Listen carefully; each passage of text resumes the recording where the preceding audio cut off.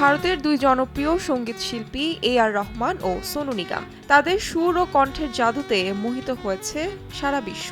তবে শ্রোতারা মনে করেন প্রতিভা, দক্ষতা ও খ্যাতির তুলনায় এ.আর রহমানের ধারের কাছেও নেই সোনু নিগম। সুরের জাদুকর হিসাবে তো বটেই, সঙ্গীত জগতের উজ্জ্বল নক্ষত্র বলা হয়ে থাকে এ.আর রহমানকে। বলিউড থেকে হলিউড, দেশীয় সংস্কৃতি থেকে আন্তর্জাতিক মঞ্চ, প্রতিটি জায়গায় তার সুরের মূর্ছনা ভিন্ন মাত্রা যোগ করেছে।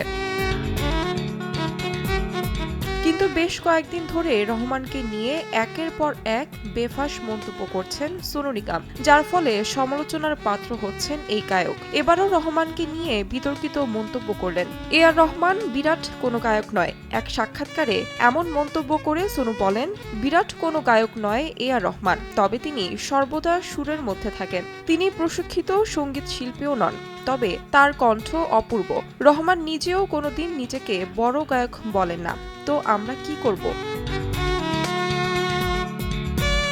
তার এমন মন্তব্যে ঝড় তুলেছে রহমান ভক্তদের মধ্যে। কিন্তু এই প্রথম সোনু যে এ.আর রহমানকে নিয়ে বিতর্কিত কিছু বললেন এমনটা নয়, এর আগেও বলেছেন। তবে আবার একই সাক্ষাৎকারে এ.আর রহমানের প্রশংসাও করেন সোনু নিগম। বলেন, রহমান আমাকে সৃজনশীল স্বাধীনতা দিয়েছেন। যোধা আকবর সিনেমার ইন লাম্হো কে দামান মে গানের একটি অংশে আমি নিজে সুর করেছিলাম, যা এ.আর রহমান পছন্দ করে রেখে দিয়েছিলেন। তাহমিনা তন্নি, সময় সংবাদ।